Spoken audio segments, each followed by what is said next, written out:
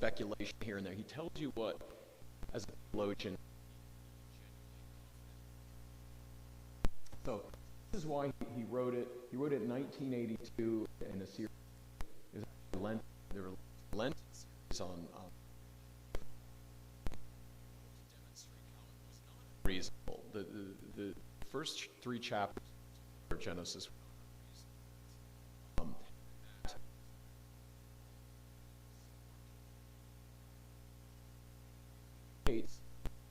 Truth associate reason with science.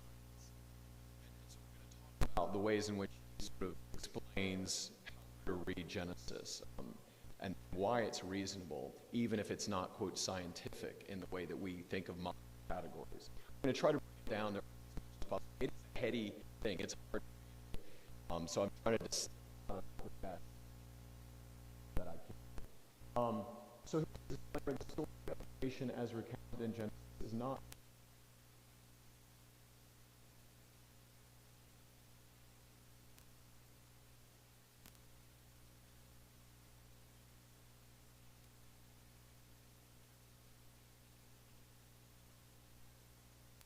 those can be true. But they're telling it in a different way. And so Genesis is a story of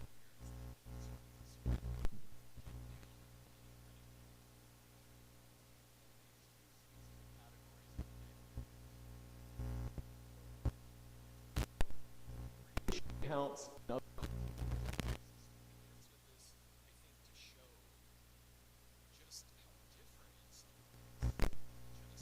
Is stories about the way the world unfolded, and this is can kind of go. All those stories are the real, completely superstitious way of looking at it, and that's just not. That's not correct. And of course, I have these are some like artistic renderings of God, sort of setting the cosmos in order. And of course, in the beginning, when God created the heavens and the earth was without form and void, so I sort of set a religious image aside alongside an image of the beginning of the universe from the perspective of like the Big Bang, sort of like the initial opening, right? So you can see that there's a resonance, right? You're describing in one way the Big Bang, which is very kind of neutral and kind of sterile, but God created everything, and then there was light. Let there be light, and you can imagine an initial explosion creating quite a bit of energy and light, right? So I'm going to give you a couple of, and he brings these up, a couple of sort of side-by-side examples of creation accounts in other cultures that didn't have what we call revelation, which is God revealing his plan of salvation. In the Enuma Elish, the earth itself is the result of a dragon's body that was obtained through a violent conflict with the god Marduk. And humans were fashioned from the blood of the dragon. So in other words, there tends to be in these ancient stories these kind of battle between the gods, and earth and man they generally don't tend to be the result of something good. And it is interesting. I mean, this is not a course on this, so I'm not going to get into the dragon mythology, which is super interesting in and of itself. But it is interesting and in some sense reasonable to think, humans aren't good. There's bad things in the world, so maybe it was created by some bad, ugly, nasty conflict in the blood of a dragon or the body of a dragon. But Genesis doesn't say that. Genesis, the brilliance of it is that how counterintuitive it is, right? It suggests that no, God there is a chaos in the beginning, but that God makes order out of chaos.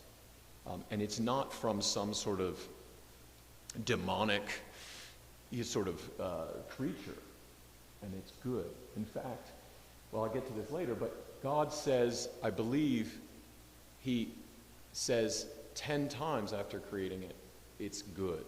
So there's, like I said, I'll come back to this later, but it's interesting. The commandments, we think of the commandments as more of a negative. Don't do this. In the beginning, his 10 commandments were creative. They were positive. commands, as it were.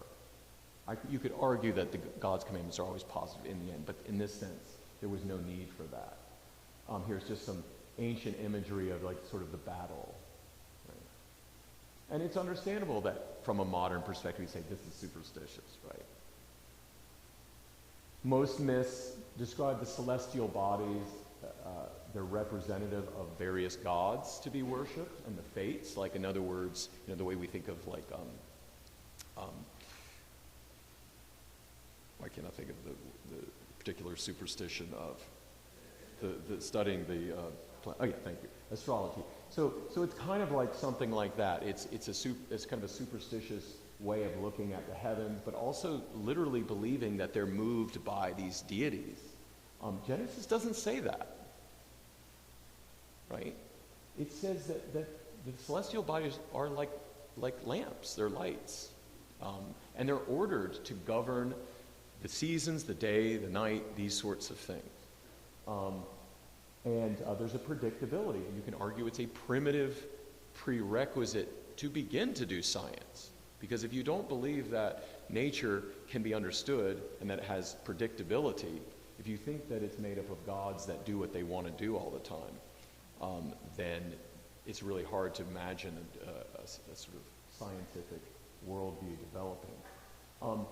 Is Genesis superstitious? Well, the interesting thing about it is, I would argue, it is the only view of the universe that is not superstitious. It is superstitious to believe, as an atheist might, that the universe just does whatever it does by its own energy. But that doesn't explain where that energy comes from, right? It's almost like you're imputing godlike powers to it.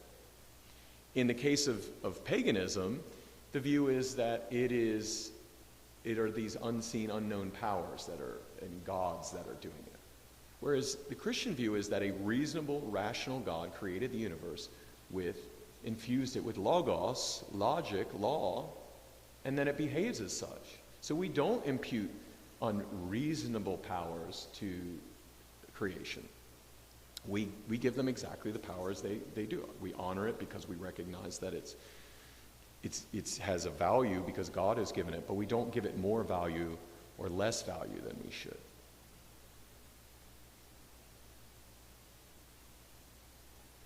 Part 3, the meaning of the biblical creation accounts, the middle ground between pure literalism and pure pious allegory. So he's trying to kind of walk the tightrope between, us just saying, this is just sort of a godly poetry, versus reading it as if you were expecting it to sort of be on point as far as science. Am I getting away from that? Oh, sorry. So I like to use images that are kind of relatable. This may be not exactly perfect, but this is kind of how I sum it up. So in other words, Genesis is the moral of the story and of the universe, not a rundown of all the technical details. So for example, if you were to tell me, or I was to tell you, even better perhaps to put it this way, every little thing that I did today, like from brushing my teeth to, I don't know, whatever inane, mundane thing that, you would be very quickly bored by that. And you would be like, why are you telling me all this?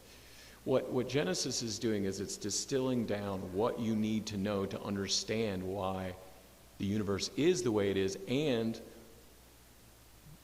the moral of why it is the way it is. In other words, what is the meaning of it? Not like the technical details of every little thing that's ever happened, right?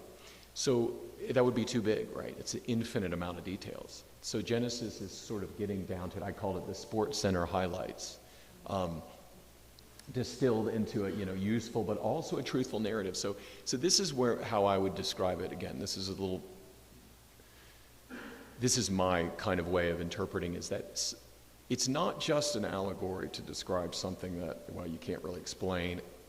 And it's not just, like I said, an evaluation of everything that happened.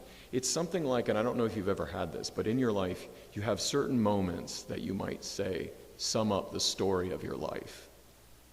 And you tell those stories over and over again. And there's almost a mythological quality. There's some extraordinary things that are, but they happened. And they happened in such a way that somehow communicate more facts than any set of facts that you could tell could do. So it's an amazingly illustrative story that you tell. So I always tell, I have several stories about my conversion where I go, like, this story right here. And so that's kind of the point here, is that it's sort of, and even as you get to Eden, you get to kind of like the story. It did happen, but it also uses symbols that are just can speak to any time and any place as far as their power and their potency. It's hard to sort of explain, but hopefully that maybe there's a little bit of something there for everyone. Okay, so then God said, "Let the earth bring forth all kinds of living creatures." I just thought these are some beautiful, beautiful images here. So that the world as such is intentional. It's intended. He wanted there to be these creatures. They weren't just an accident and just kind of, of mindless process, one might say. Okay, part 4, the logic of the Enlightenment versus the logic of creation. So just to give you, he gives a little bit of a background of kind of what the thinking was post-Enlightenment about the nature of the universe and how this came into conflict with the creation narrative. So as you see here in the 19th century, there's a sense that everything would soon be, quote, figured out. Determinism, meaning that we could figure out everything that was going to happen to the end of time. Seemed inevitable, along with the view that the universe had simply always been there. That was the view of the universe before the development of the sort of Big Bang cosmology, was that the universe just always was. And that was actually not helpful to people that were arguing that for God's existence, because in a sense it could have just always been doing that. But the fact that there was a beginning, now that really actually makes Genesis brings a little bit Genesis into the game a little bit on that. Laplace, a sort of famous thinker and scientist, God is no longer needed as a hypothesis. We've got this. We've figured it out. The universe had effectively been demystified and disenchanted by scientific advances, or so it seemed. I like the word enchanted because we always think of like kind of fairy tale. It's like it's lost its mystery, right? It's lost its kind of enchantment. However, the interesting thing was the 20th century rolled around, and the universe has proven to be a lot more uncanny and unpredictable, more mysterious and complex than assumed. And so while the universe consists of laws and predictability, it nevertheless remains no less mysterious, right? It is, in fact, you can argue, more mysterious than it's ever been. I always have it, he quotes Chesterton in here. This isn't his quote, but I figured it was appropriate for this. It is absurd for the evolutionist to complain that it is unthinkable for an admittedly unthinkable God to make everything out of nothing and then pretend that it is more thinkable that nothing should turn itself into everything. There's a mystery either way, folks. You don't get out of the mystery, you can't Houdini yourself out of the mystery, right? You're stuck. Either this incredible universe was created by a rational, logical, or logos, a thinking, intelligent being, or nothing created all of the intelligence and complexity and order. Okay, so we continue. He talks, and this I found really fascinating. So the numbers in Genesis, once again, are part of it, not so much a part of the way we categorize things in terms of our current sort of system of, days, months, year, whatever, however we think of the time in the universe. In some ways, it's a higher order way of thinking of things than simply the way we talk about days and time. So this is what he says. The logic of the numbers in Genesis suggests a consistency and a pattern that appears across creation. He talks about 3, 4, 7, and 10, and these numbers, of course, there's other numbers like 40 and that sort of. But it is worth noting that you can find these in all kinds of aspects of life. As I was looking at this, I was thinking about kind of how music, of course, which is at the heart of kind of, in some ways, like at the center of one of the mysteries of life, but one of the aspects of beauty, that these numbers always appear over and over again, and how they work in terms of the context of creating beauty. So think about that for a second. And Tolkien talked about this, that the universe was almost in a sense created by a symphony, like God set forth a symphony. Satan kind of tried to create a dissonance and tried to distract from that, but nevertheless he created this, and in a certain sense these numbers represent that order and that symphony. Some people call it the fine-tuning argument. It's at least part of that. But he gets more specific when he talks about that, and I thought this is really beautiful. Creation is oriented towards Sabbath. And I never really thought about that, so I'll say more about that. Sunday, worship, our days. There's the term that Aquinas used, which is exitus reditus. Everything is about going out and coming back. Going out, coming back. The ocean, breath, your children, whatever it is, right? There's this process of leaving and then returning. And the week is structured that way. That you go away from, you go to create, you go out into the world, and then you come back to God. And that's what Sunday kind of represents, our union with God, our return to God. It's almost like a little heaven, right? And that's why it's always the resurrection on Sunday. Sabbath represents true freedom, the movement towards reunion with God. Jubilee, which the Jews did every 7 years, where they forgave debts. Equality. Rejoicing and trumpet sounds like Revelation, right? There's a sort of once again, a heavenly thing. To reject this rest, I would call it the rhythm of a healthy life, of rest in God, is to fall back into slavery and idolatry. Of course, because what are you worshiping? You're worshiping activity, you're worshiping the thing that you're doing all the time. Right? Oops, let me go back.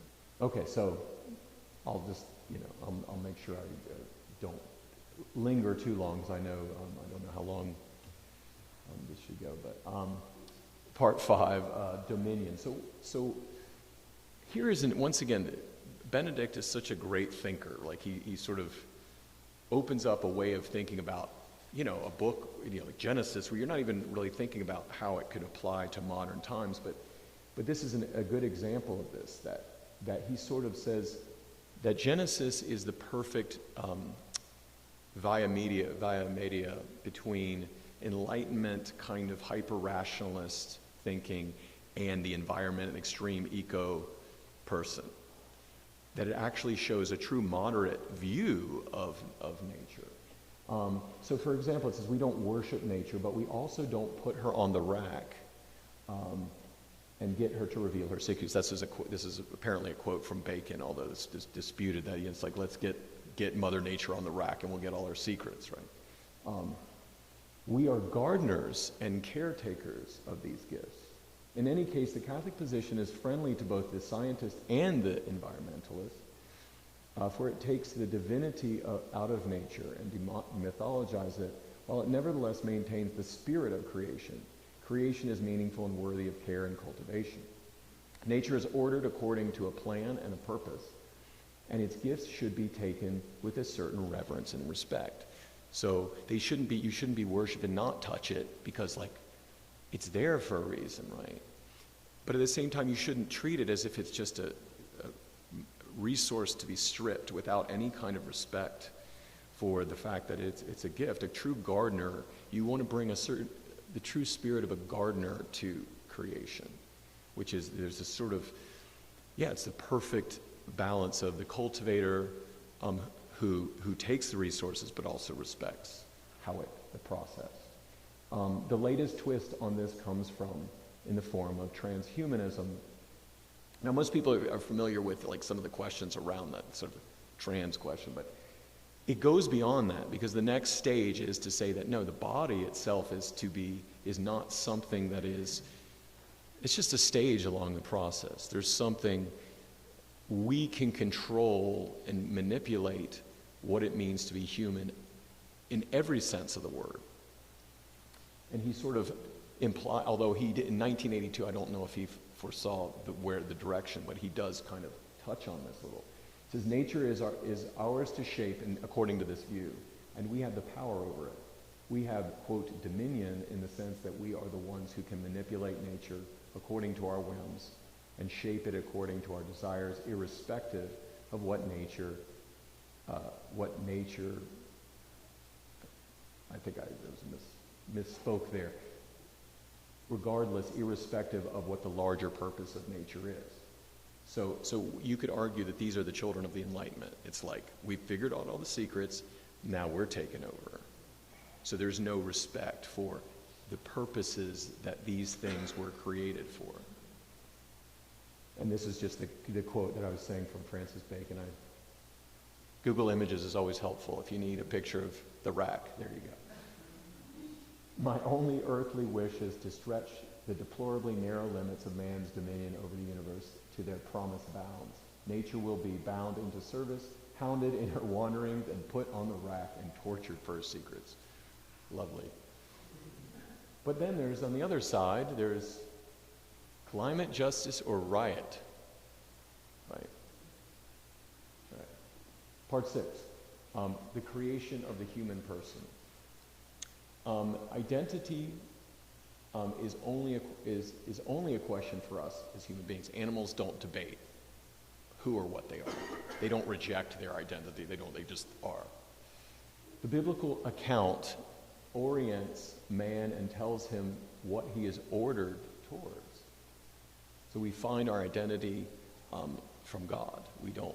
Well, we're going to get to the Garden of Eden in a second, because that's basically where man says, I think I would rather take over on that account. The name of Adam actually, and many of you may know this, means soil earth. So it's kind of like before Eve is created, Adam is like a sort of catch-all. He's called earthling, basically. He's made of earth, and he sort of is a union of the two. And then God puts them to sleep and divides them, makes them into two. They're one, but they're also two at that point. But yeah, that only obviously speaks to his earthly identity. But of course, here is the interesting thing, and I don't know how closely you pay attention to the text, but Adam is the only one that says that he makes with his own hands. So that he's the potter, and it says that he breathes into him. Now this is a great word, because of course the word breathe is where spirit comes from. So he breathes into him. He inspires him, right? And you think about what's different about human beings is that we have personality. God breathes personality, his own personality, into them. And so they begin to take on these characteristics that are unexplainable without something happening, right? And this is where I would argue Genesis, reason in terms of science, can only go so far. It can't explain this. It can't explain dignity.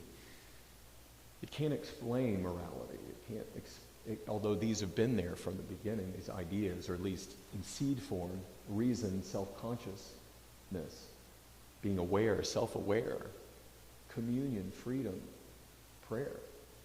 The fact that Genesis says that man, without ambiguity, that man is made in the image and likeness of God, that he's equal, that man and woman, they, it sort of gives it almost a unity, and then it divides. It says they are made in the image and likeness of God. It's an extraordinarily progressive thing to say, and bold, right? It's not like it's like saying, hey, they're kind of important over here. God has it's like they are the image of God. That's pretty extraordinary. Now, this is another thing he points out.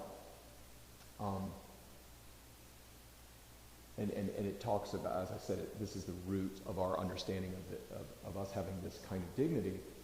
We are beings in transition, and I use these words intentionally. We do evolve, and we resurrect. We are moving, as Father Smith was talking about tonight, we're like moving towards a new way of life, not degenerating merely. So and this is, I think, at least some of the ironic roots about the confusion over gender and identity today, is that we are uncomfortable in our bodies. Like, that's not unusual, right? But to suggest that we can manipulate it and change it and according to our imaginings is another story, right? But at least it helps to understand, why is there this discomfort? Well, we're different. We don't fit with the animals don't sit there and go, I'm tired of being an aardvark. It's enough of this aardvark business. 7, creation and evolution. Creation and evolution are complementary rather than adversarial. They are dialogical and dialectical, meaning when there can be a conversation that can be mutually enriching, they don't need to be contradictory, but you need to understand how to mean them and what emphasis to place on them. So this is another one of my ways of framing it. So it's like Henry Ford's plan for the Model T versus Ford's engine, right? The problem oftentimes for the person who focuses only on science is that they're under the hood too much.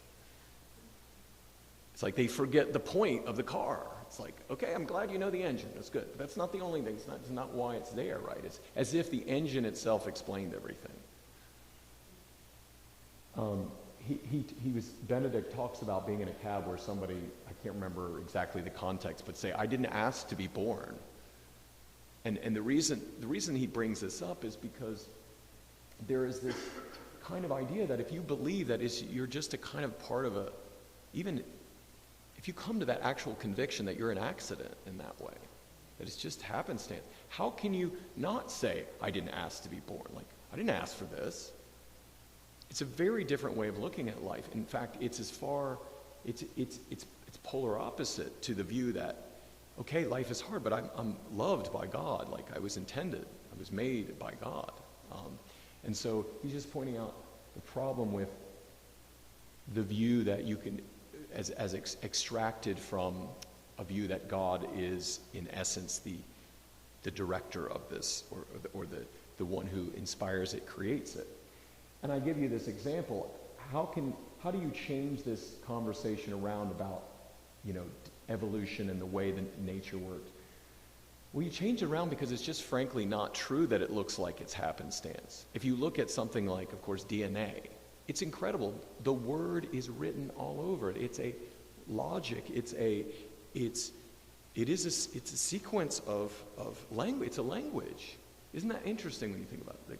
That Jesus is called Logos in John's Gospel, and the Logos of the DNA of somebody. Like, there's a lot of miserable things in the world, but that's pretty amazing.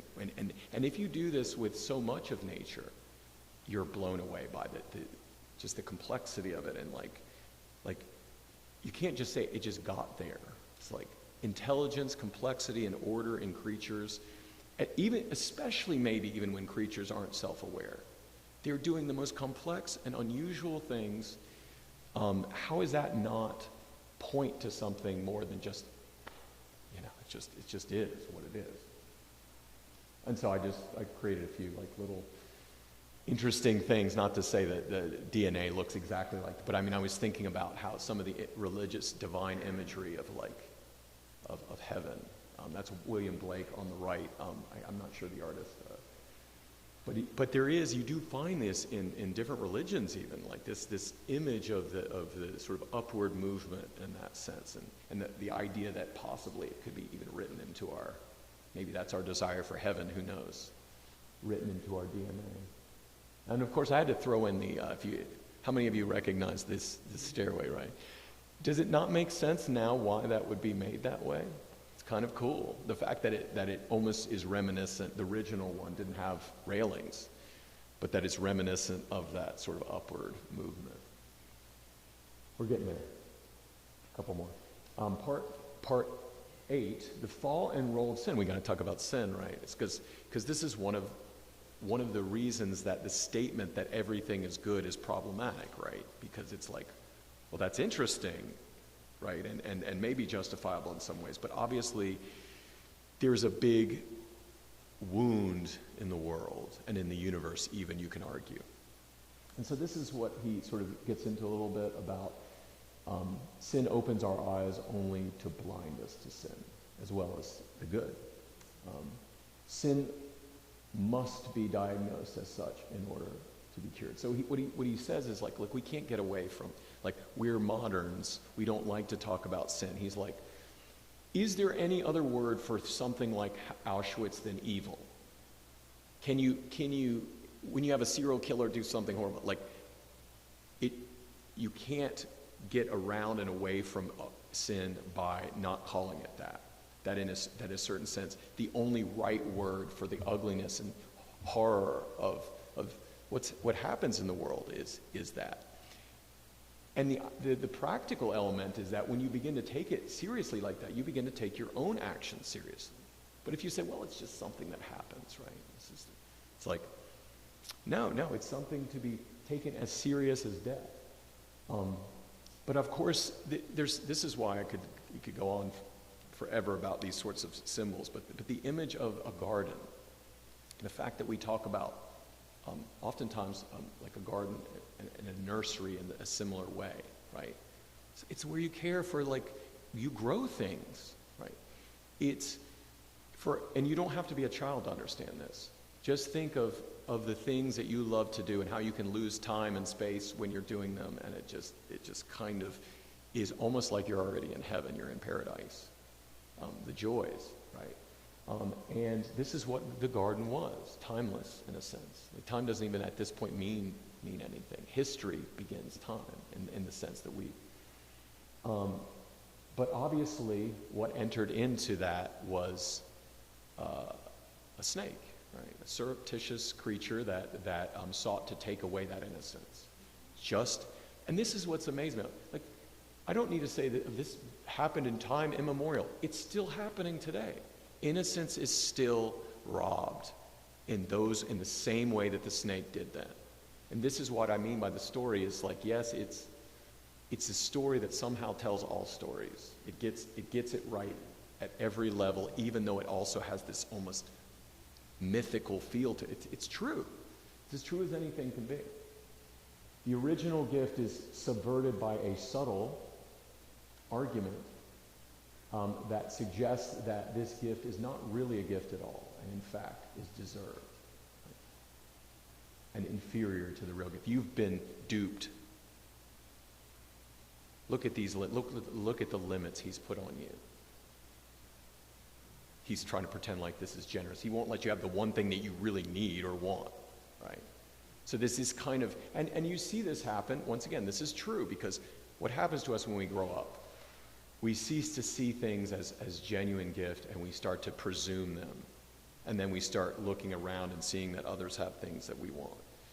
Or that God, or that your parents or whoever are keeping things from you, they're hiding things from you. Right? There's this, basically what it is it's through subtle argumentation, not through direct lies, but through a lie of omission. Because he says, did he really say you couldn't eat any of the trees? Wow. Okay. Right. To make you doubt God's goodness. Well, you have a real good reason to doubt God's goodness now when you look at the world, right? But that's what happens when you fail to trust, right? You actually do. The irony is that that's what unleashed evil in the world, is that doubt of God's goodness. So the interesting thing is, I don't know if you've ever noticed and wondered why, that man is like basically hanging out with God like he's just another person in the garden. And then all of a sudden you got Exodus on the mountain.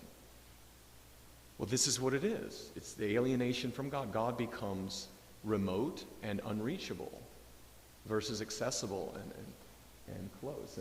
And I've always found this a very haunting line in Genesis. But God called out to man, "Where are you?" He's gone, disappeared. Whoever he was, he's different, right? And we've all known people that have seriously sinned, that moment changes them. It really changes them in ways. It's hard to reach them. Like, where are you? Who are you? I don't recognize you. So is it God who drifts, or is it man? Well, maybe yes, in the sense that there can't be, those two things can't be reconciled as such. It's a pretty cool image here. I don't know if you've ever seen this before. So notice that the serpent here looks almost like what she was, a high angel, right? An angel with sort of dragon with wings, right? Because that's what Satan was. He was an angel. Ever wonder why dragons have wings, right? It's like, interesting. And he's fiery, you know, he's sort of got this reddish quality to him, and he's handing Eve, obviously, this fruit. Most of the time, the way you'll see, this is a pretty unique image, but most of the time the way you'll see Satan as the serpent is with a human head, though, which is interesting, right? Because it's not a snake as such. It's not just like this thing in the grass that, you know, it's something that is more like the Leviathan, as described in later in the Old Testament. It is a serpent, and we know serpents can be more than just simply like tiny, like some snake or something, right? There's more kind of traditional. Man becomes alienated and isolated in every respect. Discord and chaos are invited into all aspects of life. Man is awake and aware, but he's in a Darwinian nightmare that he must navigate. So he is aware in ways that he wasn't before, right? But he's aware in a way that destroys him. It's self-destructive. There are ideas and things that you and I see and do and are exposed to that can destroy us. They can wreck us. I mean, I'll use an example that's not necessarily somebody's fault necessarily who's done it, but like in war, seeing certain things there can wreck you, right? And so this is what God's saying, like, this will kill you, right? No, he knows the moment you take it, you'll be in control. You'll be autonomous. You'll have the keys to the car. You'll have the keys to the whole process. However, at the root of all this is not merely the consumption of forbidden knowledge, but rather the rejection of God's law and the embrace of the first mortal sin. Limitations are unjust. You're just holding me back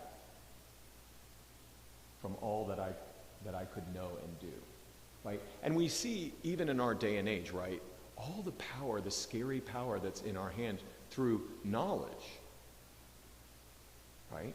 You know, the word science means knowledge. It's from science, I don't even know how to say it. It's spelled S-C-I-E-N-T-I-A. That's what knowledge is. So do we trust ourselves with this now? God, no. I don't. You know, nuclear, it's terrifying. Sin is not just unpleasant, it is the state of hell and alienation from God and one another. So that's how serious taking in this knowledge that we shouldn't take in is.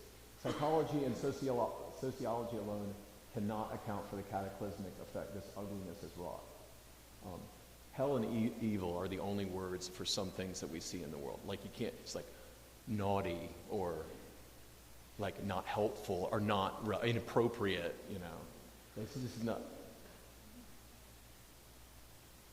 obviously a famous, and I just always like, because it just kind of captures the shame, right, and the agony of realizing what you've lost, right? Exposed. Okay, a few more.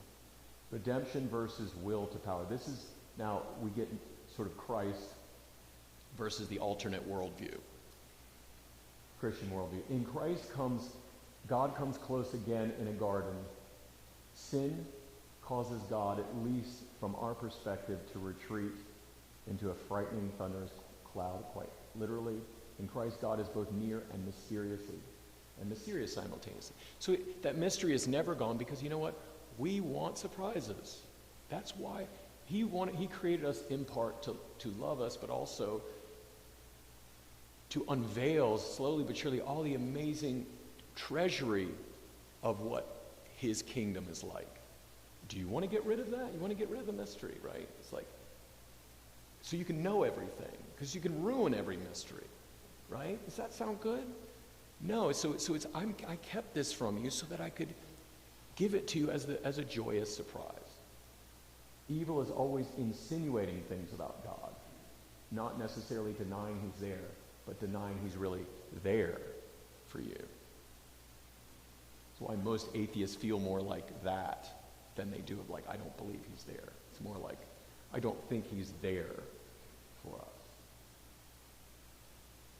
This is real footage from, I just thought it was a cool image. I'm like, I mean, I don't know if you guys have ever read that Exodus part, but they're basically like, Moses, you take this.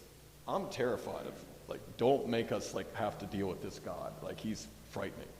The mountain is shaking and they're just like shaking in their boots. So as I said before, the root of the word technology comes from techne, meaning being able to make or do. Being human is not what you are in this framework, but what you can do. If I can know something or do something, I/you should. Capability equals do it. Of course, Nietzsche, famous philosopher, 19th century philosopher, the will to power is the law of Nietzsche and the law of Satan in the garden. For God, it is the will to good. It is the power to be able to do what is true, good, and beautiful. Alone, I am not myself. I put the indelible belly button. I don't know if you've ever heard of the indelible belly button, but it's a mark of our dependence. We didn't make ourselves. The belly button tells us that we are from someone, and we are not our own origin. Father and Son, the bond there, the relationship. And then even this sort of image of the one, the two are one. Jesus chooses to bind himself in love to us, to limit himself in order to love more. Christ is the reverse of Satan. He speaks now. I don't know if you've ever thought of this before, but I was meditating on this. I thought this was so cool. He speaks from the tree in order to draw mankind to himself with his undying love, offering mankind the fruit of the Eucharist as the ultimate act of seduction, while Satan's seduction comes from the tree of knowledge is all smoke and mirrors leading to death. So he draws us to himself through his love for us on the tree. Right? We become like God when we stop trying to be God. We become like God when we stop trying to be God. Did you notice the reading tonight if you went to Mass? Though he was in the form of God, he did not deem equality with God something to be grasped. So God didn't walk around going, don't you know who I am? We become like Satan when we act like we are God. Interesting. Paradox, right? The cross is the true axis and pole of the earth. To understand who you are, who you should be, that should be your center of understanding sacrifice and self-gift. Move off that axis and your earth falls off its axis. And of course, this is a classic image of the two ways, right? The fruit that is fed from the tree of life versus death. Last one, the final battle. I had to end it with the final battle, right? You got to get a little Armageddon here a little bit. So the final battle is between creation versus Gnosticism. Now, you might not have expected Gnosticism to come back so strong after all these centuries, but apparently it has. So Gnosticism is basically where knowledge is God. So both what we discover through science and what has been revealed through revelation serve to deepen the other's understanding on both sides of the equation. They should be, at least, mutually enriching like a marriage. However, to be clear, the foundation stone of the whole project is revelation, meaning what Christ has revealed. For without it, the enterprise of science, as it is, I'm going to have to work on some of these words, as it is today, would likely have never come to pass. And without Christian revelation, there is no moral center to it. So in other words, without morality and the Christian values, science is godless and death-dealing and just completely out for itself and can do horrible things. Maybe not always, but it certainly leans in that direction. And also, how would we have ever discovered that the universe is rational and reasonable and that we could go deep? I mean, consider how far we've come in terms of science today compared to where we were at the time of Christ. Was that an accident? Like, if you had told people about the nature of modern day, what science, kind of some of the laws today and what we've discovered, even technologies like this magic right here, look at this. See? I mean, seriously, it's pretty amazing. We can do incredible things. How did we get here? If not building on something that was rational, reasonable, and orderly like this. Okay, I'm closing it out. Getting there. A God who is strictly focused on fearful piety can't get us to science. But neither can a random, unintended universe. A holy God who infuses logos, order, and wisdom into creation might be able to give us the basis for a healthy relationship with nature and ultimately science. So we can love science, but not treat it like a God, like it's the only truth, right? So that gives us healthy progress, right? But within limits, right? No limits. Only do what you can do. No, this is the problem, right? Humans are the ultimate enemy, according to Benedict. He says, I thought this was an interesting line, are the ultimate enemy of a godless universe, for the atheist cannot merely study them the way he would an object or an animal. So human beings don't just do whatever their interior law forces them to do. Humans can contradict. Humans can stand outside of that. So that's why things like dignity, morality, and all those things really challenge the atheists, okay? And this is a classic image from the medieval time of Christ as the geometer creating the universe. And I just thought this was cool as an image of the sort of harmony of the universe. Okay, lastly, the final battle is between Gnosticism, the God of knowledge, and the God of love and dependence. In the first case, life is controlled and manipulated through knowledge. In the latter case, it is governed by what someone does or did in the name of love. One approach moves us towards man transfigured into the likeness of Christ, and the other towards a form of trans that moves us towards being a post-human, because we can manipulate the body in any number of ways. I'm sure the live streaming is horrible because I went away from the microphone over and over again, but hopefully. And then just this kind of interesting image. You guys recognize what this is from, right? So, yeah, I mean, it's from the Michelangelo, in Sistine Chapel, but it's now it's a robot. It's like Darth Vader, I guess, maybe. But yeah, it is a kind of haunting thing. It's worth chewing on this a little bit and going, okay, the two images, right? That God wants to be in communion with man, like that. And I don't know if you've ever studied the original image of this one in the Sistine Chapel. Man's like this. Maybe I'll let you save me. And God's like, I mean, it's really quite beautiful in the way that it expresses man's indifference and God's coming outside of himself. And of course, this adds a new twist to it, which is, what's the future of being able to, where we can kind of say, forget what we're actually made for. Let's just go on our own and figure out and transform using our knowledge into our identity of how we want to make ourselves divine in our own way or control our own destiny. Last quote, man is not merely an evolution, but rather a revolution. All right, thank you guys. Appreciate it. I will call you who are here the remnant. Thank you for coming, especially on a Saturday night, and that you love Benedict and the Lord to kind of dig a little deeper. So I appreciate it. Have a great night. Oh, you got a question? You taking questions? I'll take questions. What do I think about the politics of the day?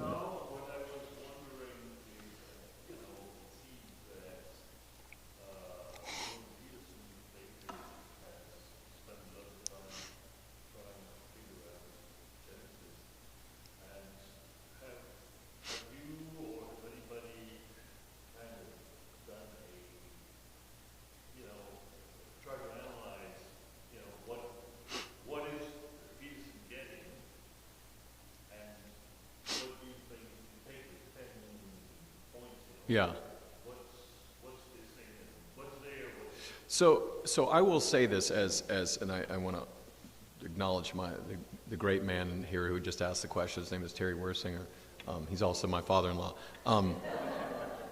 And I won't lie to you, and notwithstanding how much I love Pope Benedict, but one of the things I love about the Jordan Peterson series on Genesis, I can't lie, like that was a game changer for me. Like the way he deals with it changed my way of looking at Genesis in a way. Like, I think the thing about Pope Benedict, then he was Cardinal Ratzinger, is like he was so steeped in a culture that's so cynical about even taking at all seriously the book of Genesis. He's very careful in everything he says in there. Whereas I love the fact that, Jordan Peterson is very like, looking at it from an angle of like, I'm taking this seriously. I'm not taking this as like, once again, like somebody telling what happened during their day. But I am taking the images that are put forth seriously, and I'm going to read them as from, which I think is pretty smart, from a psychological point of view.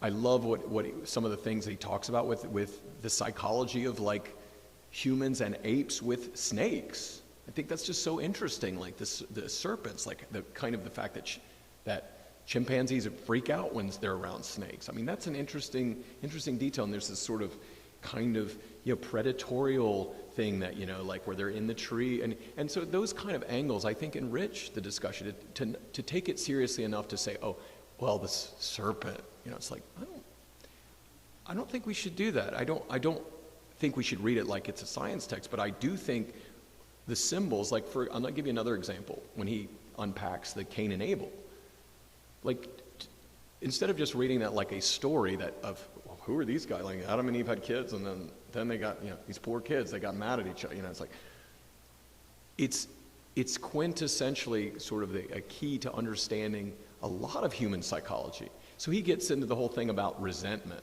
and how you resent people who maybe get the prize and you think you deserve the prize, and you hate them. And I'm like, that's just so useful. Like that's the type of thing that applying the way taking these stories serious enough to then apply them to everyday life, to me is what, and Father, you do a great job, but I mean, I just say, in general, the clergy, I would love for them to preach on more, like to take the story of Joseph and his brothers and like sort of tease that out into a larger, day-to-day narrative. But I think and to be fair, when you, and I experienced this too as a seminarian back in the day, you're sort of beaten down by this sort of modern way of thinking that like it just can't take those texts seriously. If they do, they take them seriously more in the like distant sense of like, well, then maybe there's a point here about this, but not as a real down-to-earth, day-to-day, like this connects, right? But he even gets in another example, he gets into the meaning of sacrifice, and he talks about how important that is. Cain and Abel, the first time in the Bible you see it mentioned of sacrifices, Cain and Abel. It's like the meaning of sacrifice. I'm like, wow, that's a good thing to, anyway, not to go on about that, but he just, I think, and for all of his shortcomings, because obviously he's not a scripture scholar, but nevertheless, I think his contribution is, to me, the right balance of how you look at Scripture. He somehow gets it right. Like so I would say, if you haven't had a chance to check it out, and be aware that he throws out a lot of stuff. You're like, I don't know about that. But there's definitely plenty of stuff that will make that book very relevant. And so, yeah, I mean, I think in some ways he more confidently expounds the truth of it than even I bothers me to even say this, but I know Benedict believed, but I think he just was around this kind of culture of cynicism. He was sort of like very careful about what he said about it. And that's a good thing as a theologian. But I kind of love how Peterson has brought alive those texts for me and changed my way of even about looking about evolution, to take seriously the fact that there's a lot of animal background in us, right? We're not just human, Like, that explains why we have these instincts and we have these kind of underlying components. Yeah.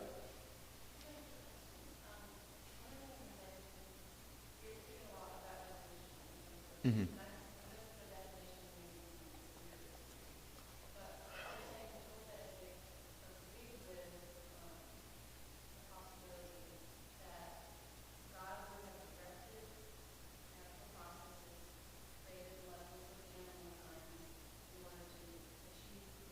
Right. I mean, I'm not saying that. He said, I'm saying that I understand what you're saying. I'm not saying that's. No, he basically doesn't get into that. But he also, I don't think there's any evidence that he would have problems with some kinds of views of evolution. Obviously, there are real deep problems with the way, the modern understanding of evolution. But there's also very deep problems with the idea of young earth creationists, too. Let's be real about that.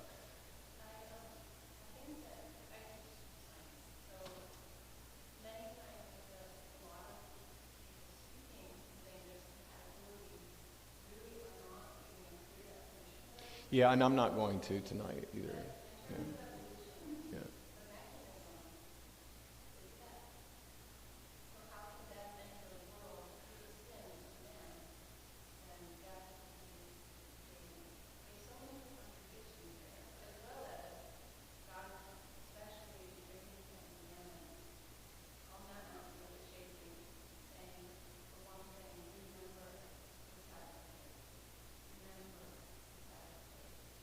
Can you clear? I'm not sure what you're asking me. What is it? What's your?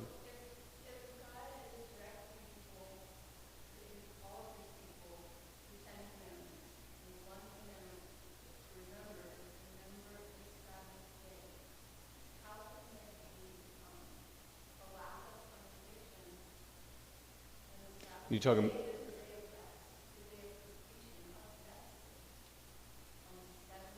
Okay.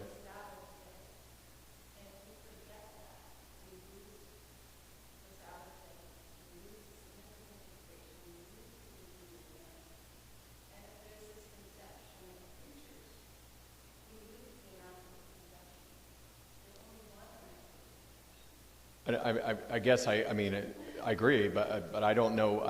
I guess I don't see. I guess because no, I'm not a scientist. I don't play one on TV or even in my classroom. But if you guys recognize that reference, some of you are old enough to recognize. But I guess the way I look at it is I don't.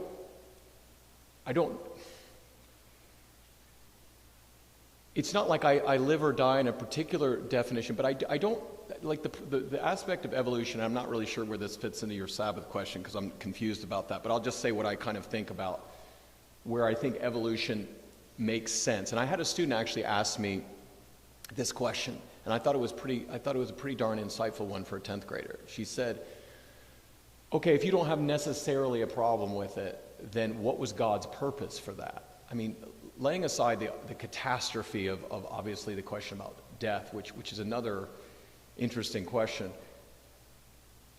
As a church, we believe in something like tradition. And so I don't have a problem with the idea that God builds something slowly from the ground up, and even you're working to perfect it, right? Because that was the idea of man. Like man is perfect. Man, and in fact, woman is actually the perfection of creation.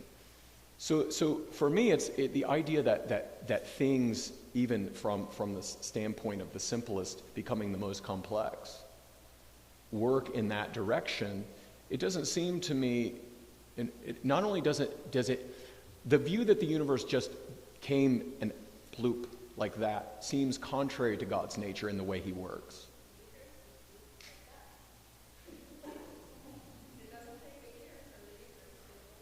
But salvation history took a long time, right?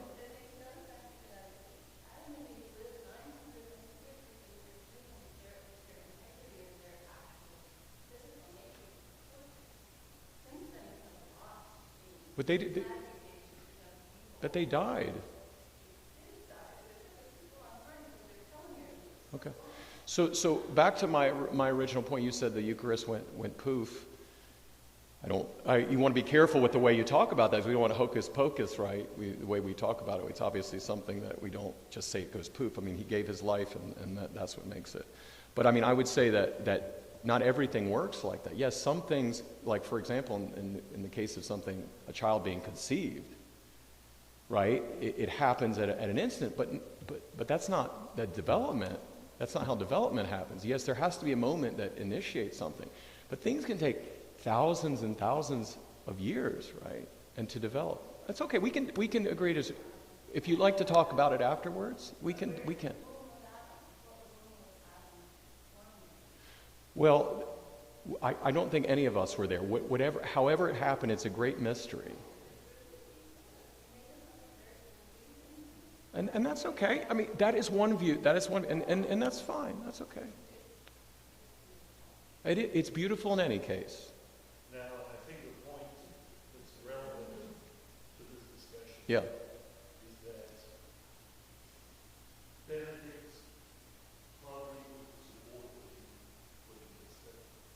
Now, what specifically with Benedict, it seemed to me he was not so much interested to come up with the ultimate answer of some of these questions, but rather open perspectives or things that, well, there's other things we know, and then there are things that we can Speculate on. What you're doing is speculating. but we have to And I'm speculating as well. because it seems like every time we put them to absolutes, we have started to Yeah, let me just, I hear you, and I think that's a good point. I guess I would say in conclusion to what you're saying, these are open questions.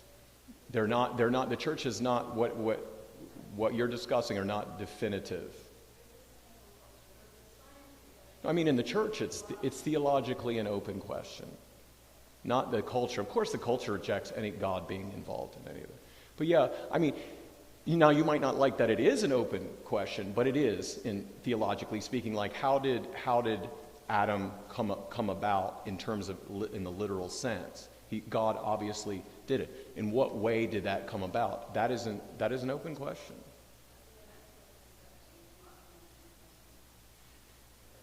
But yeah, you're right. It's not an open question because the church has defined that. The church has not defined how Adam and Eve precisely were created.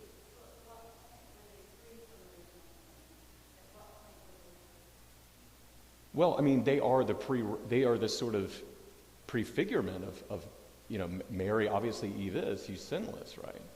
So, but I'd be more than happy to take as much time as you'd like afterwards. we'll be in a better, we will have a better deal if we make the right choices that Adam had. That's why it's a prefigurement. It's a prefigurement. So yeah, I mean, we'll be better than Adam. I mean, we'll have a better deal than Adam. Yeah, I agree. I mean, yeah. I mean, that's the whole point of the new Eve and new Adam is that it's a new. It's not like a return to Eden. It's for it. Like I said, I'm more than glad to stay behind and talk to folks if they want to, but I don't want anybody to feel like they're detained here. So take care. Like I said, I'll continue to take any questions if you have any. Thank you. Yeah, Luke, go ahead.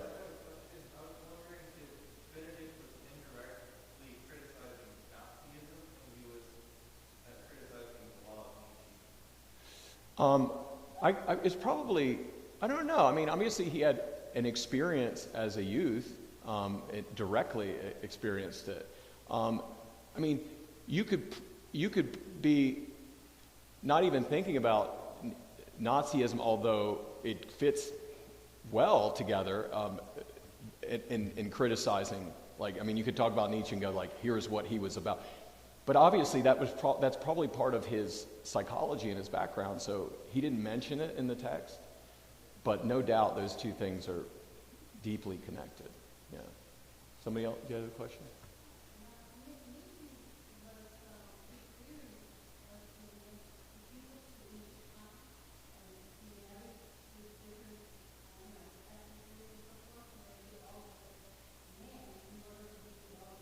Right.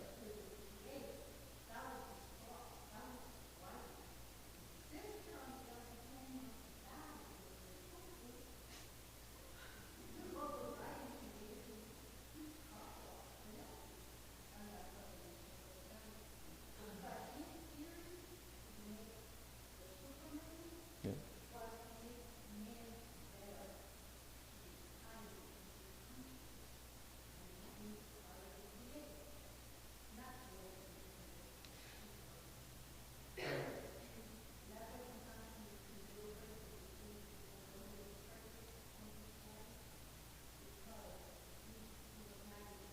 Nietzsche had disdain for Jesus.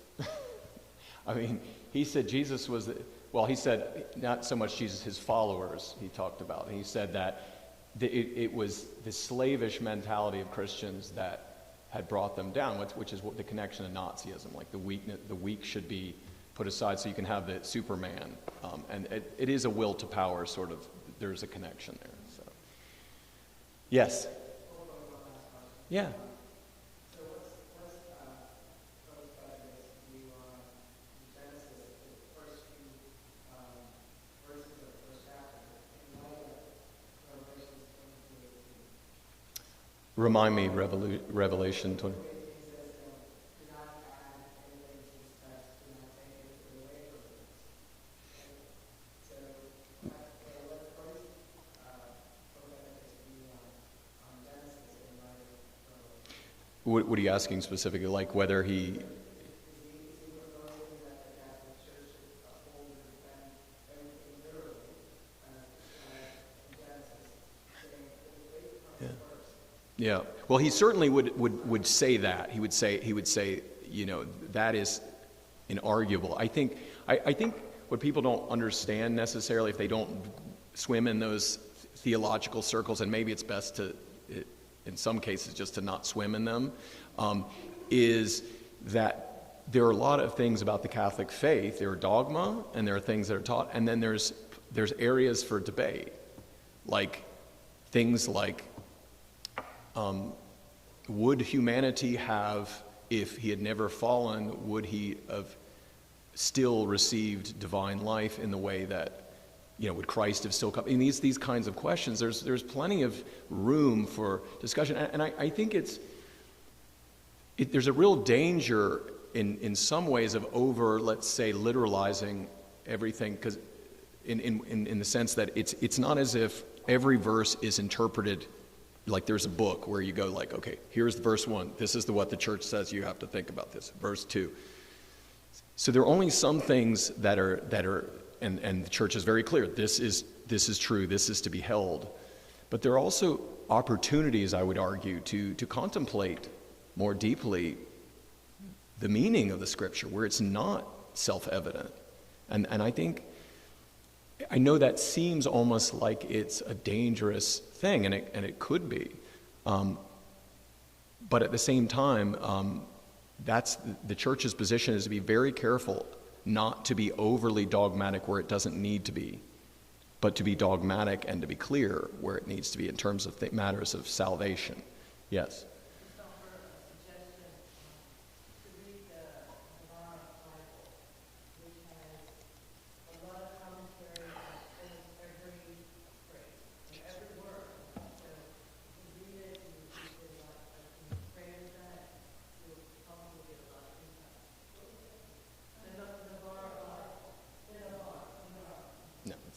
Yeah, I mean, look, I mean, there is different approaches. Like there is strict Bible study where you're looking at, the historical things that we know and believe, and then there's what I would call there's a certain level of theological openness to what does this mean or what doesn't it mean, and maybe that, like I said, maybe that's not something that is. It depends on the type of person you are, how far you want to go down that road. But there is, I mean, the church invites us to interpret Scripture sometimes and like ask ourselves what the meaning of it. If it, like the Gospels, there's, as I said, there's not like an interpretation for every single passage. There's certain passages the church says this is what this means. but it doesn't do it for every. So there is room for the Spirit to work in our own lives in those things. All right. Peace. Thank you. Thank you, Michael, and